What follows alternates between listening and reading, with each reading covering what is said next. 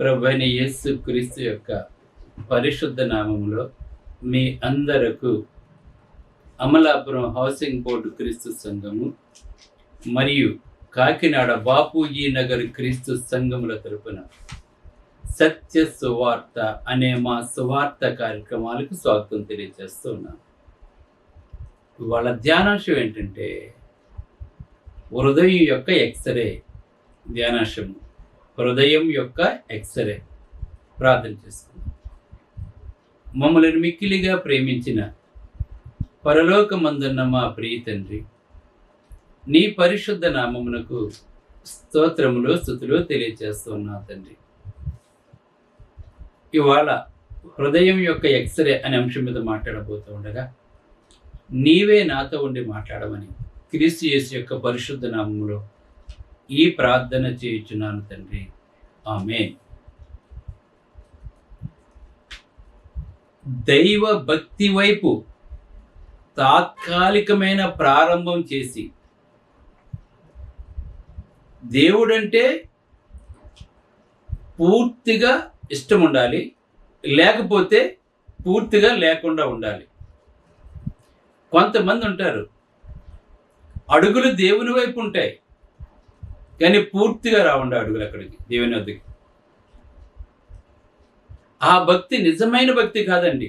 అంటే దేవుని ముసుగులో చాలామంది కూడా క్రైస్తవులుగా పిలువబడతారు కానీ క్రైస్తవ కుటుంబాలుగా పిలువబడుతున్నాయి. కానీ చాలామంది పిల్లల భక్తిగా ఉంటే తల్లిదండ్రుల భక్తిగా ఉండరు, తల్లిదండ్రుల భక్తిగా ఉంటే పిల్లల భక్తిగా ఉండరు. ఆ కుటుంబం నామక భక్తులు వెళ్తూ ఉంటాయండి. అటువంటి వారిని ఏమంటారంటే దైవ భక్తి వైపు తాత్కాలికమైన ప్రారంభం చేసి ఎన్నడూ దైవభక్తిని పెంపొందింపని వ్యక్తి అండి. ఇవాళ ఆ వ్యక్తి గురించి చెప్తున్నాను.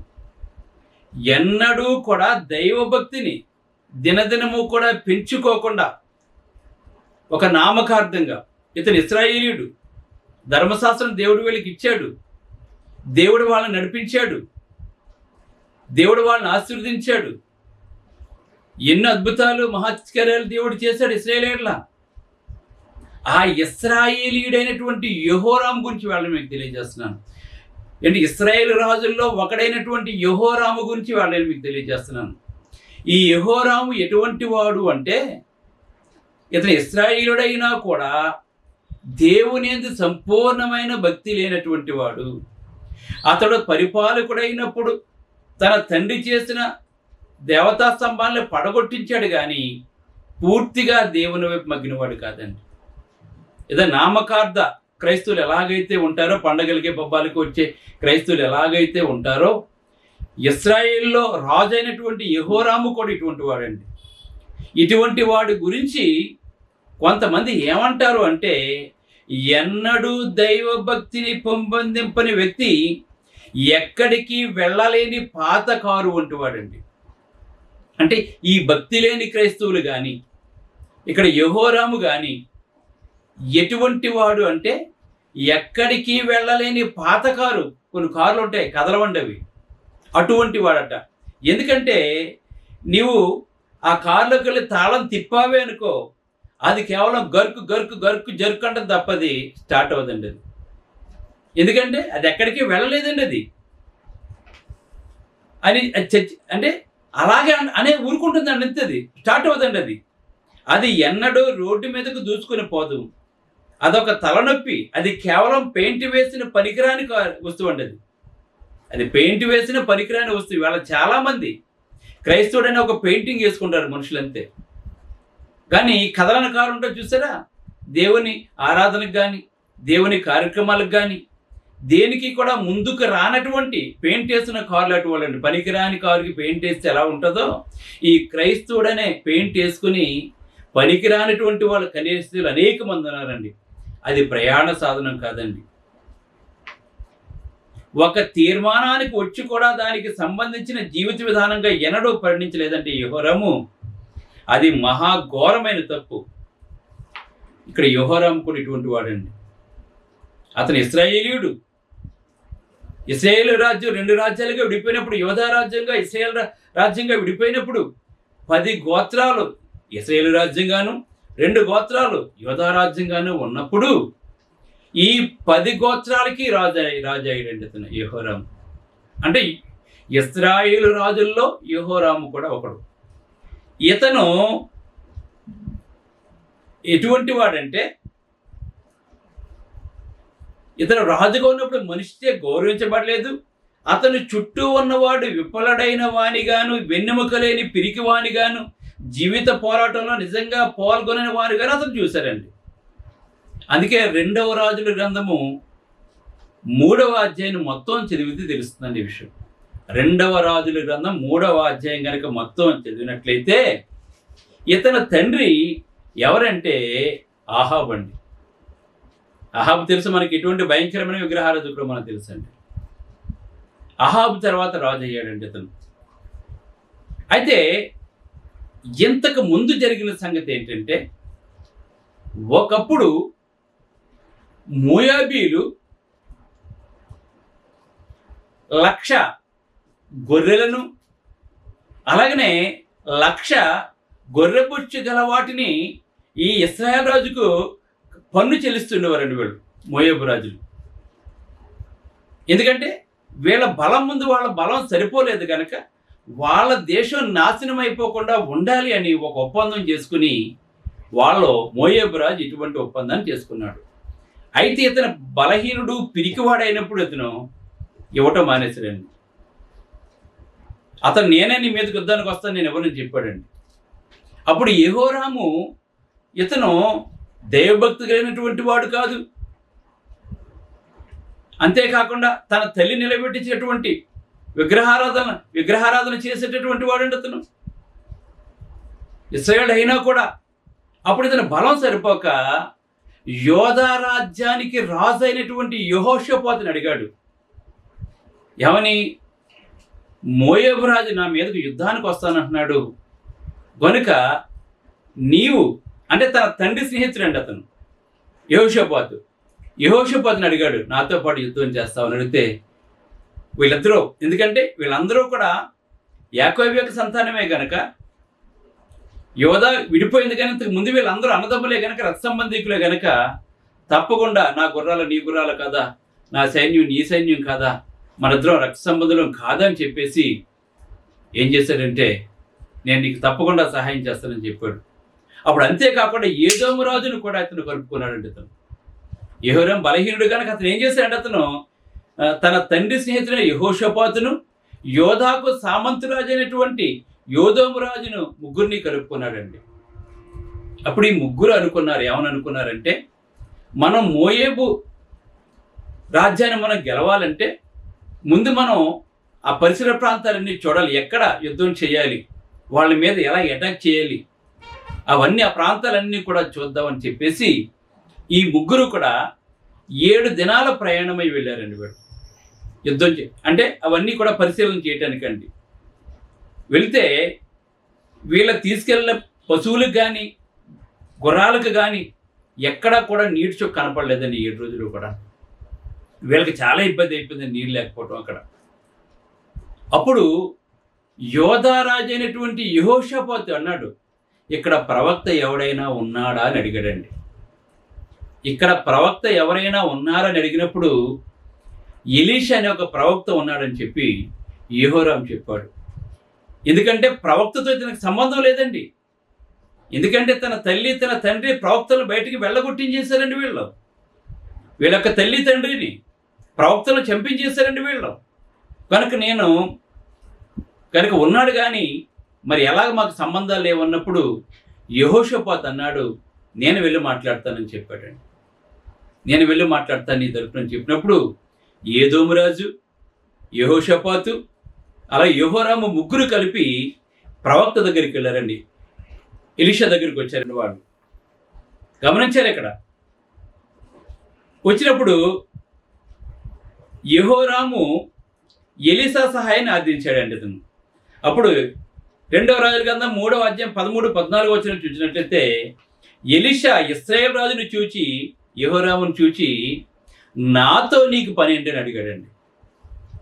ఎందుకంటే ప్రవక్తలు మీ అమ్మ నాన్న ప్రవక్తలు చంపించేశారు, బయలుదేవతను పూజిస్తున్నారు మీరు, నాతో నీకు పని ఏంటి అని అడిగాడు. నీ తల్లిదండ్రులు ఇచ్చుకున్న ప్రవక్తల వద్దకు వెళ్ళిపోరు. నీ తల్లిదండ్రులు ప్రవక్తలు పెట్టుకున్నారు కదా బయలుదేవతలకి, నువ్వు అక్కడికి వెళ్ళిపో అన్నప్పుడు యెహోరాము అలాగనవద్దు, మోయాబీయుల చేతికి అప్పగింపాలని యెహోవా రాజులమైన మా ముగ్గురిని పిలిచాడు, ఇశ్రాయేలు రాజు అతనితో అని అన్నప్పుడు అప్పుడు ఇశ్రాయేలు రాజు అన్నాడు, ఏమన్నాడు అతను, ఎలీషా ఎవని సన్నిధిని నిలబడి ఉన్నానో మాట్లాడుతున్నాడు ప్రవక్త అయినటువంటి ఎలీషా, ఎవని సన్నిధిని నిలబడి ఉన్నాను, ఇశ్రాయేలు దేవుడైన యెహోవా జీవము దేవుడు యోధా రాజైన యెహోషాపాతును నేను గౌరవము చెయ్యనేలా నిన్ను చూచుడికైనా లక్ష్య పెట్టకైనా ఒప్పుకోపోదును. కనుక యెహోషాపాతు కనుక ఇక్కడికి రాకపోతే నిన్ను చూడకపోదును, నీ లక్ష్య పెట్టకపోదును, నా దగ్గరికి కూడా నేను రాకపోదు. ఎందుకంటే నీ తల్లిదండ్రులు ఎంత భయంకరులు అంటే జీవం గల దేవుడైన యెహోవా నామాన్ని విడిచిపెట్టి ఇశ్రాయేల్ దేశం అంతా కూడా భయంకరమైన విగ్రహారాధన కారకులు అయిపోయారు మీరు అతను అని చెప్పేసి ఆ యెహోషాపాతు వచ్చాడు కనుక నేను లక్ష్య పెడుతున్నాను చెప్పి ఆ ప్రవక్త అన్నప్పుడు ఆత్మ సంబంధమైన సంగతులు యెహోరాముతో మాట్లాడటం అంటే, ఎందుకంటే ఈ ప్రవక్త ఈ ఆత్మ సంబంధమైన సంగతులు అతనితో మాట్లాడటం అంటే క్రూర కృత్యాలు చేయు గుంపులో వానితో నిజాయితీని గురించి మాట్లాడినట్లండి. అంటే అసలు కొంచెం కూడా ఇథిక్స్ లేకుండా, మంచి అనేది కొంచెం కూడా లేకుండా క్రూరంగా చంపి పొడిచి ఒక భయంకరమైన రాక్షసులు ఉంటారు చూసారా మనస్తత్వం, అటువంటి వారితో నీతులు మాట్లాడటం ఎలాగుంటుందో ఎవరితో యెహోరాముతో మాట్లాడటం అటువంటిదని చెప్పి ఈ ప్రవక్త మాట్లాడుతున్నాడండి. మాట్లాడుతూ ఇంకేమన్నాడంటే, క్లిష్ట సమయాన్ని బట్టి యెహోవాను గురించి యెహోరాము మాట్లాడుతున్నాడేది కానీ దృఢనమ్మికతో కానీ బాధ్యతతో కానీ కాదన్న సంగతి తెలిసింది. ఇదే హృదయం ఎక్సలెంట్. అతను హృదయాన్ని ఎక్సర్సైజ్ చేస్తున్నాడు ఇక్కడ ఎలీషా. యెహోరాము యొక్క హృదయాన్ని ఎక్సర్సైజ్ చేస్తున్నాడండి. ఇప్పుడు కష్టం వచ్చింది కనుక నీవు వచ్చావు, బాధ వచ్చింది కనుక వచ్చావు, నువ్వు బానిస బ్రతకూడదని చెప్పి నువ్వు వచ్చావు నీవు. మరి అటువంటిప్పుడు నీ తల్లిదండ్రులు పెట్టించిన బయలుదేవతల దగ్గరికి నువ్వు వెళ్ళకపోయావా, ఆ ప్రవక్తల దగ్గరికి నువ్వు వెళ్ళకపోయావా అంటే అవి జీవం లేవు, అవి ఏమీ చేయలేనటువంటివి. ఏలే ప్రూఫ్ చేశాడు అలాగా, వాటికి శక్తి లేదని. అందుకే మీరు నా దగ్గరికి వచ్చారని చెప్పి మాట్లాడుతూ యెహోషాపాతు కొరకు మాత్రమే ఎలీషా యెహోవాను వేడుకున్నాడండి. ఎందుకంటే యోధా రాజు అయిన యెహోషాపాతు వచ్చాడు కనుకే ఈ ఎలీషా యెహోవాను వేడుకున్నాడండి. అతను యెహోవాను వేడుకున్నాడు. అప్పుడు ఎలీషా చెప్పాడు, ఒక వీణ వాయించువాడిని పిలవమని చెప్పాడు. వీణ వాయించువాడు వచ్చి వీణ వాయిస్తున్నప్పుడు అప్పుడు దేవుడు, ఇక్కడ నీళ్లు లేవు కదా, మీ ముగ్గురు ఏం చేస్తారంటే మీరు వచ్చిన త్రావకుండా నీళ్ళ బావులను తవ్వించమని చెప్పాడండి. వాళ్ళు నీళ్ళ బావులను తవ్వించినప్పుడు మీరు వెళ్ళిపోండి, నీళ్ళ బావులను తవ్వించారు వాళ్ళు. చాలా గోతులు తవ్వమని వారు చెప్పబడ్డారు. తాగటానికి ఆ లోయ నీళ్లతో నింపబడిన దేవుడు వారికి వర్తమానం ఇచ్చాడండి. అప్పుడు ఆ గోతులు నీళ్లతో నింపారు. ఉదయం పెందల కడే యుద్ధం చేయడానికి మోయాబీలు వచ్చినప్పుడు అండి, యుద్ధం డిక్లేర్ అయిపోయింది. యుద్ధం చేయడానికి ఈ మోయాబీలు వచ్చేసారండి. ఎందుకంటే యెహోరాము ఎటువంటి వాడు, బలహీనుడు, పిరికివాడు, వెన్నెముక లేనటువంటి వాడు, వీడికి మనం కప్ప కట్టడం ఏంటి. వచ్చినప్పటికి ఏమైపోయిందంటే వీళ్ళు తవ్వించిన ఈ గోతుల్లోనూ ఈ గుంటలలో ఆ సూర్యుని యొక్క కిరణాల యొక్క తాకిడికి వాళ్ళకి ఎలా కనబడ్డంటే రక్తంలా కనబడ్డండి. ఆ మడుగులన్నీ కూడా, నీటి మడుగులన్నీ కూడా మోయాబీలు. అప్పుడు వాళ్ళ మోయాబీలు అనుకున్నారండి, వాళ్ళు ఈ ముగ్గురు రాజులు ఒకళ్ళొకరు కొట్టుకుని చచ్చిపోయారు, అందుకే ఇదంతా కూడా రక్తంతో నిండిపోయింది, నడండి వాళ్ళ యొక్క వస్తువులన్నీ దోచుకుందాం, దోచుకుందాం చెప్పి వచ్చినప్పుడు ఈ మోటివేషన్ ఈ ముగ్గురు యొక్క సైన్యం ఏం చేసిందంటే మోయాబీలందరినీ కూడా చంపించేసింది.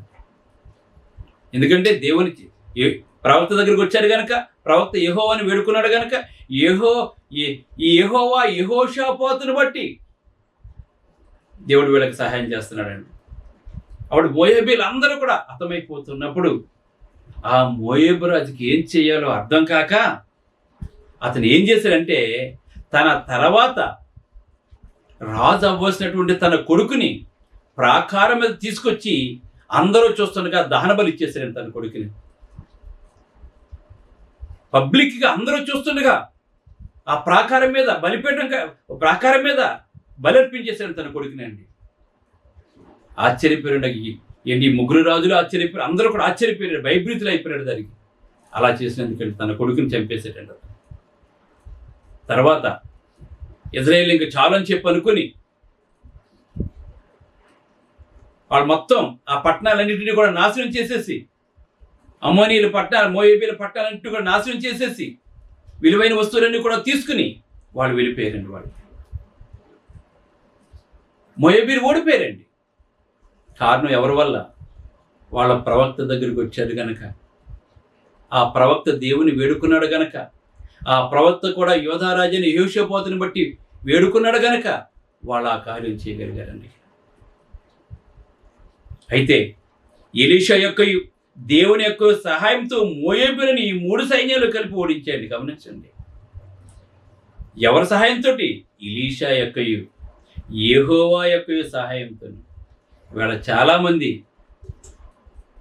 సువార్తికుని పాత్ర ఏమీ లేదనుకుంటారండి. వాళ్ళు విజయం పొందిన తర్వాత సువార్తికుని పాత్ర ఏమీ లేదు, దీని అంతటికీ కారణం మా భక్తి అని చెప్పి అనుకుంటూ ఉంటారండి. అలా కొంచెం కూడా సువార్తికుడి గురించి మాట్లాడరండి. నా గురించి నా సువార్తికుడు ప్రార్థన చేశాడు, కష్టంలో ఉన్నప్పుడు నా కొరకు మొరపెట్టాడు, నాకు ఉపాయం చెప్పాడు అని ఒక్క మాట కూడా మాట్లాడరండి చాలామంది వాళ్ళ సంఘాలు. ఇక్కడ మాట్లాడతాడు, ఎలీషా యొక్క దేవుని యొక్క సహాయంతో మోయాబీయులను ఆ 3 సైన్యాలు కలిపి ఓడించాయండి. అయితే గెలిచేశారు. అయితే ప్రవక్త అయినటువంటి ఎలీషా యెహోరాము యొక్క హృదయాన్ని ఎక్స్రే తీస్తే అతనికి ఏం కనపడిందో తెలుసండి? ఎక్స్రేలో మనకి లోపాలు కనపడుతుంటాయి, డిఫాల్ట్స్ కనపడుతూ ఉంటాయి. డిఫాల్ట్స్ ఉంటేని మంచిగా ఉంటే మంచిగా కనపడుతుందండి. ప్రవక్త అతని హృదయాన్ని ఎక్స్రే తీస్తే అతడు ఏమై ఉన్నాడో బయలుపరచబడ్డాడు. కోరదగిన సహాయం కొరకు అతడు దేవుని వద్దకు వచ్చేనే ఇక్కడ అంతే. అతనికి సహాయం కావాలి కనుక దేవుని వద్దకు వచ్చాడు, సహాయం లేకపోతే అతను దేవుని వద్దకు వచ్చేవాడు కదండి.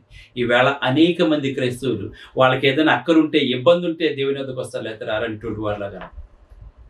ఈ యెహోరాము ఎటువంటి వాడు? ఇవాళ అనేక మంది క్రైస్తవులు వాళ్ళకి ఏదైనా అక్కర కలిగితే, సహాయం కాస్తే మాత్రమే దేవుని వద్దకు వస్తారు, సువార్తికుని చేత ప్రార్థన చేయించుకుంటారు.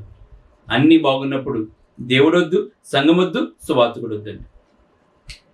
ఎలీషా అతని హృదయాన్ని ఎక్స్రే తీస్తే అతను అక్కర కొలది వచ్చాడు తప్ప అతనిలో నిజమైన విశ్వాసం కానీ భక్తి కానీ అతను కనపడలేదండి. అయితే దేవుడు సూచించినట్లు ఎన్నడూ నడవని ఉద్దేశించిన వాడు కాదండి అతను.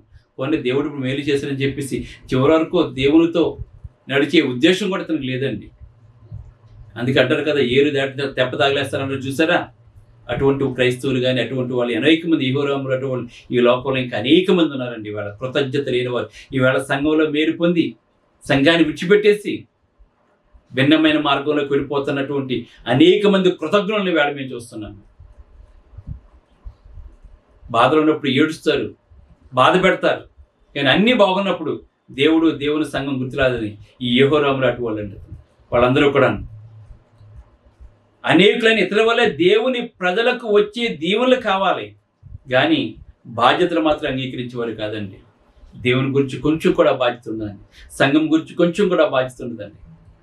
యెహోరాముకు ప్రవక్త యుద్ధంలో కాపాడే ఆత్మ వంటివాడు అంతే. యెహోరాముకి ఎలీషా ఎటువంటి వాడంటే యుద్ధంలో అతను కాపాడే ఆత్మ వంటివాడండి. వాళ్ళ సువార్తికుడు కూడా సంఘంలో అనేక మందికి ఇటువంటి వాడేనండి. వేళ అవసరం తీరిపోయినాక మళ్ళీ సువార్తికుడు సంఘం వద్దు. వేళ భౌతిక సంబంధమైన కోరికలు తీర్చేవాడే సేవకుడు అండి. అంటే భౌతికమైన సంబంధమైన కోరికలు తీర్చుకోవడానికి వస్తారే మీరు సేవకుడి దగ్గరికి, దేవుని దగ్గరికి?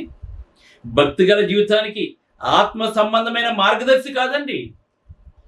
కనుక మనం యెహోరాములాగా ఉండకూడదండి. మన అక్కల కోసం దేవుని వద్దకు రాకూడదండి. నేను చెప్పాను కదా, దైవభక్తి లేనివాడు కొంచెం మాత్రమే భక్తి ఉన్నటువంటి వాడు, పూర్తిగా దేవునితో నడవలేనటువంటి వాడు పాతకాలతో సమానం అండి. రంగు వేసిన పాతకాలతో సమానం అండి. అతను అది అక్కడే ఉంటుంది, ఒక్క అడుగు కూడా ముందుకేదండి. వీడు కూడా ఒక అడుగు నడవాలనుకుంటాడు, కానీ ఒక అడుగుతో ఆగిపోతాడండి. దేవుని అంటే ఇష్టమే, దేవునితో నడవాలి, పరలోకం కావాలనుకుంటాడండి. ఆ ఒక్క అడుగులోనే ఆగిపోతాడు, ముందుకు వెళ్ళాడండి వీడు. కనుక యెహోషాపాతు వారు ఇటువంటి వారు కనుక మనం ఇటువంటి వారుగా ఉండకుండా మండపర్యంతము దేవునికి నమ్మకం ఉంటూ, కీర్తి చేసిన త్యాగాన్ని జ్ఞాపకం చేసుకుంటూ మనం సజీవులుగా ఉంటే దేవుని కృపని, మన కొరకు ప్రభువైన యేసుక్రీస్తు చేసిన త్యాగాన్ని జ్ఞాపకం చేసుకుని, ఇటువంటి దేవుడు నీ హృదయాన్ని ఎక్సర్సైజ్ చేస్తున్నప్పుడు నువ్వు యెహోరాములాగా ఉన్నావా, యెహోషాపాతులాగా ఉన్నావా? జ్ఞాపకం చేసుకో. దేవుడు నీ హృదయాన్ని ఎక్సర్సైజ్ చేస్తున్నాడు. నువ్వు ఎలా ఉన్నావు? దేవునికి ఇష్టడుగా ఉన్నావా, అయిష్టడుగా ఉన్నావా? నువ్వు అయిష్టడుగా ఉంటే దేవుడు నేను మూవేసేస్తాడు. నువ్వు నిత్య జీవానికి ఎప్పుడూ పాత్రుడు కాలేడు. కనుక ఇటువంటి వారిగా ఉండకూడదని మీకు హెచ్చరిక చేస్తున్నాను. ప్రార్థన చేసుకుందాం. ప్రేమ గల తండ్రి, దయగల దేవ, పరిశుద్ధుడని పరిశుద్ధురాని స్తుతులు తండ్రి. యెహోవాము ఉంటే భక్తిహీనత గల వారిగా కాకుండా అక్కర తీర్చడానికే ప్రవక్త ఎత్తుకు వచ్చాడు తప్ప అక్కర తీరిపోతే మళ్ళీ ప్రవక్తని వెంబడించేవాడు కాదండి. ఇవాళ అనేక మంది అంతే, అక్కలు ఉన్నప్పుడు సంఘానికి వస్తారు, అక్కర తీరిపోయిన సంఘాన్ని విడిచిపెట్టేస్తున్నారు తండ్రి. మేమైతే ఎలా ఉండకుండా మరణపర్యంతో నీకు నమ్మకంగా ఉంటూ మరి తండ్రి సంఘానికి సేవకునికి సహకారులుగా ఉంటూ తండ్రి సంఘ అభివృద్ధిలో సహాయపడుతూ తండ్రి ప్రతి ఒక్కరు ముందుకు వెళ్ళేలా చేయమని, యెహోవా మనసు లేకుండా చేయమని యేసుక్రీస్తు అనుకుంటున్నాను తండ్రి. ఆమేన్. మీ అందరికీ వందనములు. బ్రదర్ జార్జ్ రాజు వారా, church of Christ, housing board, Amalapuram, near KIMS medical college, Konaseema district, 533201. Mobile number 9848730355, 92933174187. Email ID georgerajuvara@gmail.com. Website www.helpingforpoor.com.